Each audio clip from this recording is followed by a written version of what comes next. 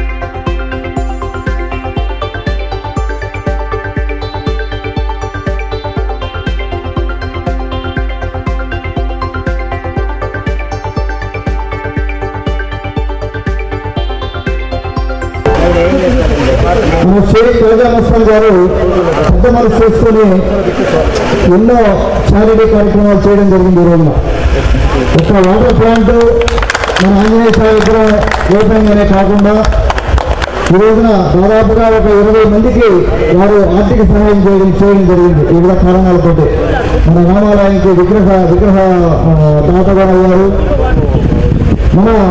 ఆయన ఎక్కడో మన చెన్నైకి వెళ్ళి 4 రూపాయలు సంపాదించుకొని దాదాపు ఒక నెల క్రితం అనుకుంటాం నా దగ్గర రావడం జరిగింది. ఈ విధంగా మా గ్రామానికి నేను ఏదైనా చేయాలనుకుంటాను సార్ అని చెప్పి రావడం జరిగింది.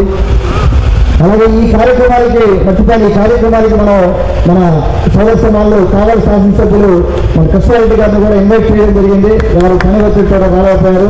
వారికి కూడా నా ధన్యవాదాలు తెలుపుకుంటా ఉన్నాను. ఖాజా మస్తాన్ గారు నా దగ్గరకు వచ్చినప్పుడు ఈ కార్యక్రమాలన్నీ చెప్పుకొచ్చారు.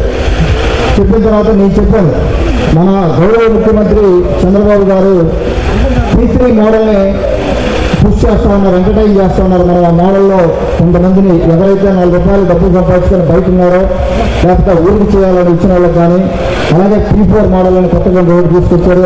అది కానీ అంటే బాగా సంపాదించుకున్న వాళ్ళు కొంతమంది పేదలకి చేయి ఇచ్చి వాళ్ళని కూడా ధనవంతులుగా చేయాలనేది ఆయన అభిమతం. 20-40 ఏళ్ళకి ఒక ప్రణాళిక పెట్టుకుని ఆయన ముందుకు వెళ్తా ఉన్నారు. ఇట్లాగా షేక్ ఖాజా మస్తాన్ లాంటి వాళ్ళు ఊళ్ళో చాలా మంది ఉన్నారు. ప్రతి ఊళ్ళో కూడా బయటకు పోయి 4 రూపాయలు సంపాదించుకొని ఆర్థికంగా స్థిరపడిన వాళ్ళు ఉన్నారు. ఉదయగిరి నియోజకవర్గ అదృష్టం ఏంటంటే ప్రతి మండలం కానీ ప్రతి గ్రామంలో కూడా ఎవరు కూడా గ్రామాల నుంచి బయటకు వెళ్ళిన వాళ్ళు ఆ గ్రామాలని మర్చిపోలేదు. వాళ్ళు చిన్నప్పుడు పెరిగిన గ్రామాన్ని మర్చిపోలేదు, వాళ్ళు చదువుకున్న స్కూల్ని మర్చిపోవడం లేదు. అదే విధంగా ఆర్థికంగా డెవలప్మెంట్ వైపు వెనకబడ్డా కూడా మన నియోజకవర్గం కనీసం ఈ దాతల వల్ల కొంతవరకు ముందుకు పోతా ఉంది. గత 40 ఏళ్ళగా కూడా ఎన్నో కార్యక్రమాలు నాకు తెలిసి ప్రతి మండలంలో కానీ ఊళ్ళలో కానీ 4 రూపాయలు సంపాదించుకునే వాళ్ళు చేస్తూ ఉన్నారు. ఈ రోజున ఆయన ఈరోజు ఇక్కడ ముందుకు రావడం జరిగింది.